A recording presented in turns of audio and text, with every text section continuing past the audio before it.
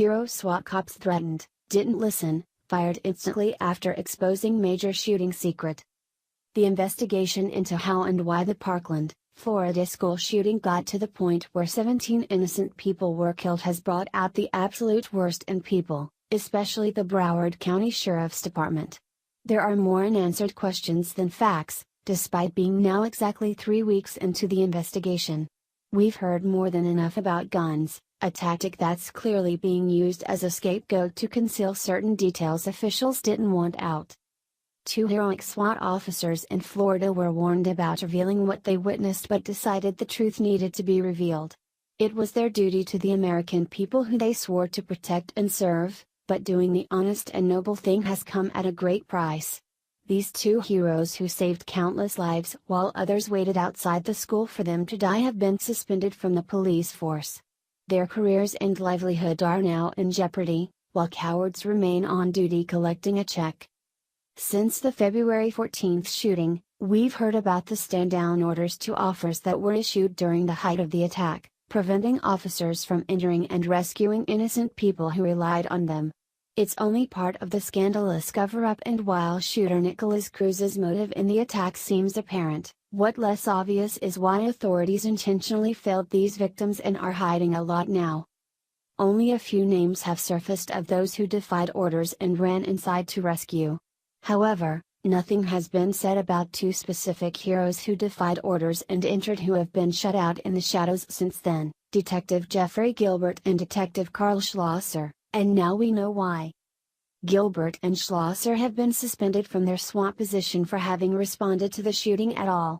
The officers from Miramar, Florida heard what was unfolding at the school and immediately took action to help, despite being part of a department that was not called in for backup.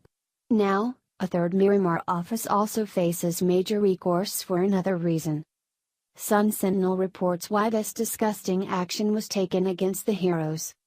The officers did not have permission to respond to the shooting at Parkland on February 14, when 17 people were killed.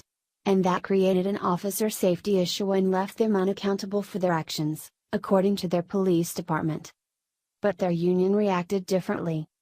While it may have been a violation of policy to not notify their supervisors that they were going there, their intentions were brave and heroic, I think, Broward County PBA President Jeff Morano said Wednesday. The SWAT officers who responded were Detective Jeffrey Gilbert and Detective Carl Schlosser. One of them told supervisors he was in the Coral Springs area when the gunfire happened. It's not known where the other drove from, police spokeswoman Tanya Ruse said. They were both close by, the high school, Ruse said. It's a good thing these SWAT officers showed up to help since others in the area were told not to. It's those who issued the stand-down order and responders who didn't go in with or without the order and do the job they swore to do, who should be punished. Does it really matter that these highly trained officers, with incredible SWAT skills needed in those critical seconds, were from a different department? They saved lives that would have been lost without them there, and for that they deserve a raise, not a suspension. A 3rd Miramar SWAT officer dared to call attention to this as well as what he knows about the shooting and suffered the consequences for it. It's starting to look like other authorities have something to hide since immediate action is being taken against anyone who speaks the truth. Sun Sentinel explains. A 3rd SWAT member, Officer Kevin Gonzalez, was accused of being linked to several social media posts that put the city and police in a negative light, and was suspended for violating the department's social media policy and the code of conduct, Ruse said. She said she could not comment further on where he may have posted information about the mass shooting or what was written. All 3 were notified Fed.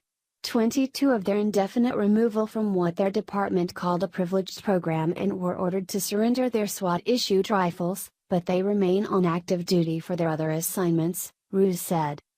What's interesting to note is that Miramar police had placed their SWAT team on standby that day in case Broward County called for backup, which ultimately, and perhaps purposely, never happened.